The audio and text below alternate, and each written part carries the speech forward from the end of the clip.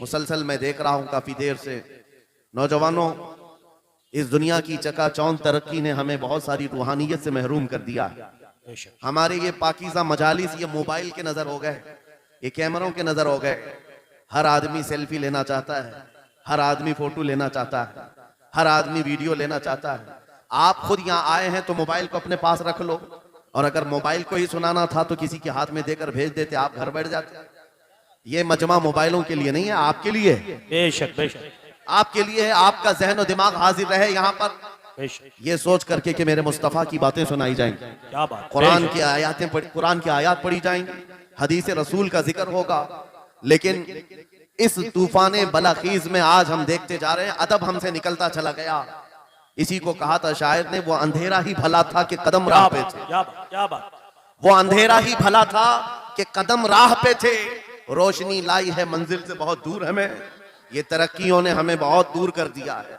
मेरे अजीजों, यहाँ इंसानों से ज्यादा कैमरे घोड़ों की शक्ल में बैठे हुए हैं। ये सारी चीजें मैं महसूस कर रहा हूँ, सिर्फ इसलिए बोल रहा हूँ कि हमारे असलाफ के जो जलसे हुआ करते, हमारे बुजुर्गों के जो जलसे होते थे, उसके बारे में कभी आप मालूमात हासिल करें। वो कैसे जलसे हुआ करते, उलमा का अदब कैसा होता, मशाइख का अदब कैसा होता। बड़ों से पूछे तो पता चलेगा, उनके सरों पर अंडा भी रख दिया जाए तो हिलता नहीं। इस तरह से वो लोग मुतवज्जे होते, और आने वाला बावजू आता, अदब के साथ आता, और बोलने वाला भी इखलास के साथ बोलता। ये सारी रूहानियत अगर खत्म हो गई तो इन जलसों का कोई मतलब नहीं रह जाता। इसीलिए मेरे अजीजों, यहाँ पान खाए हुए, गुटखा खाए हुए लोग मजलिस रसूल में अगर खड़े होकर सुनना चाहते हैं, नुक्कड़ पर और सड़क पर, मैं समझता हूं महफिल रसूल की बेहुरमती है। सैयदना शेख अब्दुल अजीज मुहद्दिस देहलवी के मुतालिक एक बात मुझे मिली थी। आप हुक्का नोशी फरमा रहे थे, और इसी असना में आपको कहीं से मिलाद के पढ़ने की आवाज आई। आप वो हुक्का फेंक दी और मजलिस मिलाद में चले गए, जाकर के बैठ गए, और मिलाद पाक में जो मद्दाह रसूल थे वो कसीदा ऐसा पढ़ते रहे कि शेख साहब मगन हो गए, मस्त हो गए, और वज्द तारी हुआ। इसी असना में आपकी आंख लग गई महफिल में आंख लगी, देखा रसूल पाक सल्लल्लाहु अलैहि वसल्लम तशरीफ लाए। सुभान अल्लाह। मजलिस मिलाद में हुजूर तशरीफ लाए, लेकिन शेख मुहद्दिस देहलवी कहते हैं रसूल पाक का चेहरा सुर्ख था, गजबनाक थे। मैंने अर्ज किया, सरकार आप तशरीफ लाए हैं इस महफिल पाक में, लेकिन चेहरे पर गजब के आसार हैं। आप सल्लल्लाहु अलैहि वसल्लम ने फरमाया मुहद्दिस देहलवी से कि अब्दुल अजीज, तुझे शर्म नहीं आती, उसी हुक्के के मुंह से मेरी महफिल में आ गया। अल्लाहु अकबर। मेरे अजीजों, नबी पाक सल्लल्लाहु ताला अलैहि वसल्लम की महफिल पाक का अदब नहीं करोगे, वो इश्क रसूल कहां से आएगा? यहाँ से क्या बोला जा रहा है, क्या पहुंचाया जा रहा है, उसकी तरफ तवज्जो होना जरूरी है। इसीलिए मैं आज बरमला इजहार करता हूं कि आज मुझे प्रोग्रामों वाला एक मुकर्रिर बनाकर लोग हर जगह घुमा रहे हैं ताजिया की तरह। मैंने ये देखा है, और इनमें मेरा कोई इंटरेस्ट और शौक नहीं था इन जलसों का। मैं मस्जिद में खिताब करना ज्यादा पसंद करता कि वहां पाकीज़ा माहौल होता है, अदब से लोग बैठते हैं और सब बावजू हुआ करते हैं, और दिल में बात उतरती भी है। लेकिन अगर बाहर भी हम महफिल कर रहे हैं तो मेरे अजीजों, जिम्मेदारी आपकी है कि इसको भी मस्जिद जैसा माहौल बना दे। बेशक बेशक। रूहानियत इतनी आ जाए कि हम इन दुनियावी लग़वियात से फारिग होकर खालिस मेरे आका की मोहब्बत में तशरीफ रखें। बस ये चंद जुमले शुरू में मुझे अर्ज करने थे, इस्लाह के लिए मुझे खड़ा किया गया है। और इन जलसों के तौर तरीकों को बदले मेरे उस्ताद गिरामी फरमाया करते, 3 रुकन होते हैं जलसे के, 3 रुकन होते हैं जलसे के। एक बोलने वाला मुकर्रिर, दूसरे इंतजाम करने वाली इंतजामिया, तीसरे ऑडियंस सुनने वाली पब्लिक।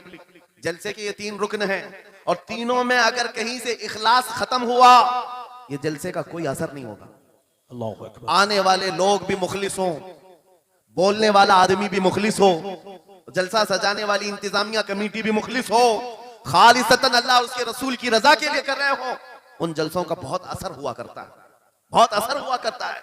लेकिन तीनों में भी आज दिखा जा रहा है। मेरे अजीजों, जलसा करने वाले इसलिए करने लग गए कि कंपटीशन करना है। उन्होंने इतना बड़ा किया, हम उससे बड़ा करेंगे। उन्होंने इस मुकर्रिर को बुलाया था, हम इस मुकर्रिर को बुलाएंगे। उन्होंने इतना खर्चा किया था, हम इतना चंदा करेंगे। आने वाली पब्लिक भी एंटरटेनमेंट के लिए आने लग गई कि हम देखते हैं इनके यहाँ कितने नारे लगते हैं, उनके यहाँ कितने नारे लगते हैं। बोलने वाला भी यही सोचने लग गया कि इनके ऊपर कितनी धौंस जमा सकता हूं, इन लोगों को कितना मैं अपनी तरफ अट्रैक्ट कर सकता हूं।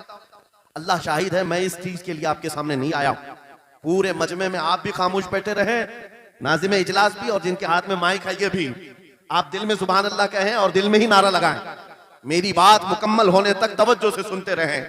ये खामोशी अब ये बता रही है कि ये चौक पर नहीं गुंबद खजरा की छांव में हो रही, सुभान अल्लाह, सुभान अल्लाह। वरना होगा ये कि रास्ते पर शोर शराबा और सड़कों को जाम किया जाना लोगों की नजर में ये ऐब मालूम होता है।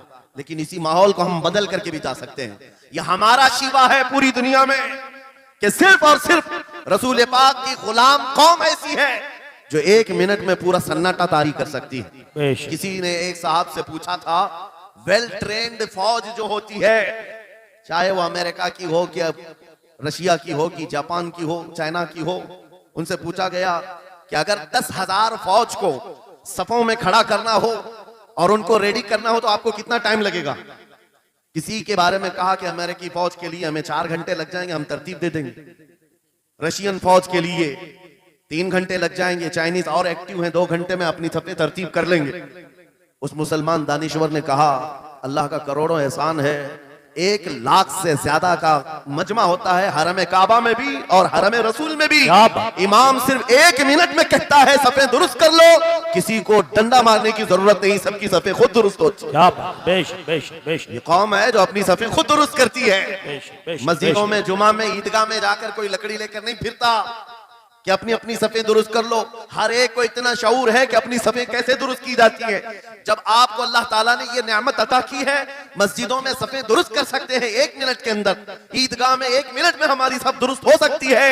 ऐ नौजवानों, दुनिया को ये बताओ, सिर्फ मस्जिद और ईदगाह नहीं, दुनिया के हर मैदान में हम अपनी सफे दुरुस्त कर सकते हैं। सुभान अल्लाह। हर मैदान में हमारी सब दुरुस्त हो सकती है। ये अल्लाह की तरफ से दी हुई बहुत बड़ी नेमत है। बस अब मजमा जो खामोश है और मुतवज्जो है, अब मेरी बात को आगे मैं बढ़ाता हूं, तवज्जो से सुने। कुरानी उलूम के मुताल्लिक आपके सामने चंद बातें रखूंगा, इसलिए कि मुझे कहा गया बड़ा पढ़ा लिखा मजमा है और मुसलमान के लिए पढ़ा लिखा होना बहुत लाजिम है, इसलिए कि जिहालत इस्लाम का अपोजिट है। जिहालत इस्लाम का अपोजिट है। आपको एक बात मैं बताऊं, जब भी कहा जाता है दौरे इस्लाम, यानी हुजूर सल्लल्लाहु अलैहि वसल्लम की आमद के बाद के हालात को दौरे इस्लाम कहते हैं, उससे पहले वाले जमाने को दौरे जिहालत कहते हैं। जबकि इस्लाम का अपोजिट तो कुफ्र होना चाहिए, कुफ्र होना चाहिए। ये दौरे इस्लाम है और इससे पहले दौरे कुफ्र था। नहीं, दौरे इस्लाम से पहले वाले दौर को दौरे जिहालत कहते हैं, इसलिए कि बताना है इस्लाम और जिहालत 2 अपोजिट चीजें, 2 अपोजिट चीजें हैं। जाहिल हो और मुसलमान हो, उसे जेब नहीं देता।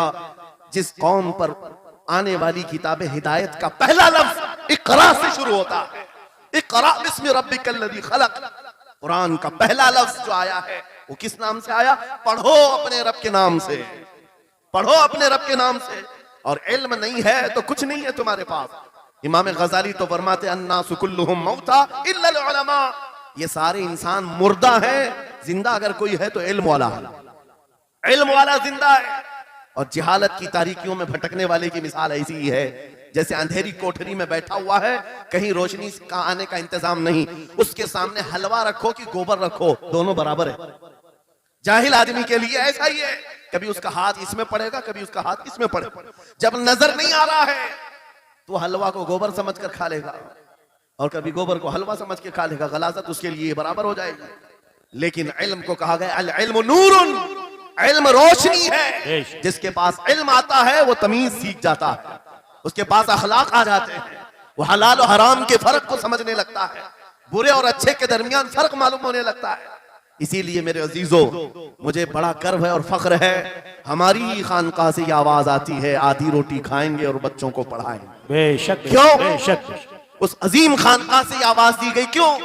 सिर्फ इसलिए नहीं कि तुम बड़े होकर के डॉक्टर बनोगे, इंजीनियर बनोगे। लोगों की नजर में अब बात यही रह गई, ये पढ़ा इसलिए जाता है कि डॉक्टर बनना, इंजीनियर बनना है और कमाना है, बहुत कमाना है। इल्म जो है आज कमर्शियल बना लिया गया। इल्म इसलिए नहीं, इल्म इसलिए हासिल किया जाता है कि बंदा खुदा को पहचाने, बंदा अपनी हकीकत को पहचाने, जिंदगी गुजारने के उसलूब उसे मालूम हो जाए। इल्म इसलिए सिखाया जाता है। बहुत सारे लोग सिर्फ नौकरी के लिए समझते हैं कि इल्म हासिल करना चाहिए, नौकरी के लिए नहीं। अपने अखलाक को बुलंद करने के लिए इल्म आना बहुत जरूरी है। मेरे अजीजों, कुरान अज़ीम वो हिदायत की किताब तुम्हारे पास आई, इस कौम के लिए अलमिया नहीं है तो और क्या है, जो किताब उलूम का जखीरा है। आज दुनिया उस किताब पर रिसर्च कर करके नए इल्म और फनून हासिल कर रही है। उस किताब को तो हम मुर्दों पर पढ़ने के लिए रखे हैं।